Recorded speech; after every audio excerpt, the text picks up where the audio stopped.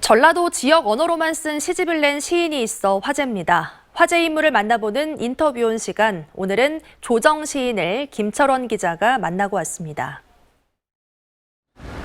네, 작가님 안녕하십니까? 안녕하세요. 전라도 말로 된 시집 그라시제라를 펴내셨는데요. 이런 전라도 말로 된 시집을 펴내야겠다라고 생각하시게 된 계기는 무엇입니까?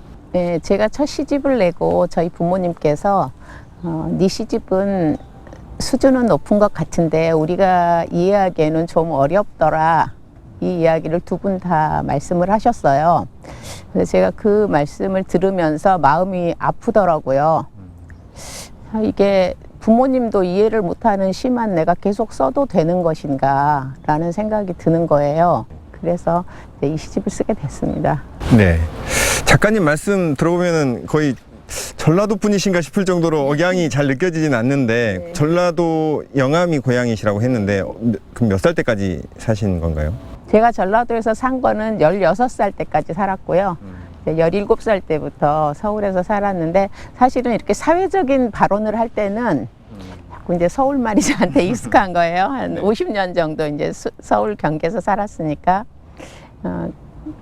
그래도 가족들하고 있으면 또 너무 자연스럽게 전라도 말이 나옵니다. 네, 그러시군요. 그런데 지금 벌써 이제 출향민이 되신 지 50년 가까이 됐는데, 어떻게 그 시집을 보면은 옛날 그 우리 어머니 할머니들의 어떤 그런 전라도 말이 아주 생생한 그런 전라도 말이 이렇게 살아있는데, 그걸 어떻게 지금까지 그걸 간직하고 계셨을까, 그런 생각이 들더라고요. 아마 그 출향민인 그 전라도 분들은 저를 잘 이해하실 수 있을 거예요. 대부분 다 서울말을 하지만 마음속에는 전라도 말이 거의 뭐 살아서 움직이고 있기 때문에, 그래서 모든 사람은 밖으로 이렇게 소리내는 말이 아니잖아요. 자기 안에서도 끊임없는 이야기들을 본인하고도 자기 자신하고도 하고 뭐 자기 가족을 생각하면서도 하는데, 아마 그 밖으로 그 발설하지 않는 말들은 아마 출향민들은 거의 다 전라도 말로 하고 있을 거예요. 그 시집을 보면 한국사의 여러 근현대사의 그 굵직한 사건들, 동학혁명부터 시작해서 6.25, 또 여러 일제시대의 어떤 여러 사건들이 묘사가 돼 있는데, 전라도 여성들의 한을 조명해야겠다라고 생각하신 이유는 뭡니까? 우리 할머니나 어머니들은 비애는 일상을 다지는 것이라고 생각하셨던 것 같고, 저는 그렇게 받아들였습니다. 그 이야기들을 들으면서. 그래서 그 비애가 일상을 다지는 것으로 들어왔기 때문에 그것들이 노래가 되고, 또 그것들이 정말 그 슬픔이 가득 찼지만 실제로는 울지 않는 어떤 A불비의 정서가 돼서 정말 그 말 그대로 전라도 여성의 독특한 그 한의 그 정서라고가 되지 않았을까, 이런 생각을 했습니다. 그래서 아마 책 전체가 그 굳이 한의 이야기로 보자면 뭐 그렇게 볼 수도 있겠고요. 또 그것을 떠나서는 그분들의 그 삶을 설명할 수가 없는 것이고, 그런 생각을 했습니다.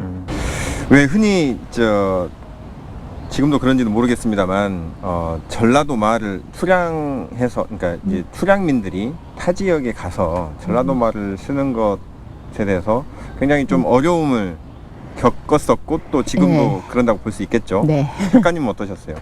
저는 고등학교 때 이제 서울을 처음 왔는데, 어떤 이제 제 말에 억양이 이제 좀 있었겠죠. 아무래도 전라도 말이 섞여 있었겠죠. 그래서 한 친구가 묻는 거예요. 너는 어디서 왔니? 그래서 광주에서 왔어. 그랬더니 시골에서 왔구나.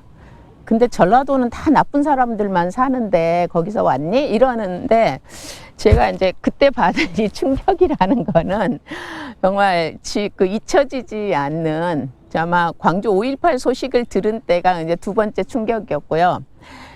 제가 태어나서 처음으로 어느 지역의 사람들은 다 나쁘다라는 이런 전라도 혐오 발언을 처음 들은 거예요.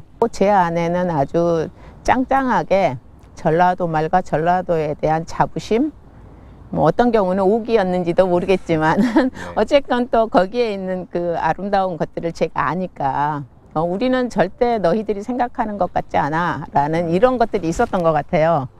그래서 부끄러워한 적도 없고 네. 뭐 안 쓰려고 노력한 적도 없고 굳이 뭐 쓰려고 애쓴 적도 없고 뭐 이렇게 살아왔던 것 같습니다. 네, 알겠습니다. 시집에서 가장 애정하는 사랑하는 한 대목을 한번 낭송해 주셨으면 좋겠어요. 우리 복자가 개물등 밭에 택갱이 새끼만 치로 웅크리고 서 있고 난 오메 어찌하쓰고 발만 동동 굴렀제. 경찰들이 저리 내려가라고 총대를 내둘러서 막 돌아선 뒤 가인애가 내 등거리에 대고 당보더란 말이요. 무엇이라든가 엄니 총소리 탁 나면 나 한 번만 돌아봐 주소 그랍디다.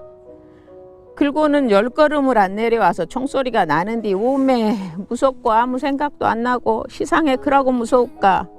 사지를 벌벌 떠면서 복자야 이름만 외면서 내려왔어라. 뒤를 못 돌아다 봤단 말이오. 그것이 마지막으로 지가 어메라고 나 같은 년을 어메라고 당부한 말인데 못 돌아봤어라. 마지막으로 그라시제라는 그라시제라 이렇게 발음하면 안 되잖아요. 그라시제라 네, 이렇게 그라시죠. 발음을 해야 네. 제맛이 나는 것 같습니다. 네. 이렇게 시집 제목을 지으신 이유는 뭡니까? 그라시제라 이렇게 하는 이게 우리 그 보자기 같은 것 아닌가. 왜 우리 보자기 문화 보면 모든 걸 다 감싸잖아요. 보자기로.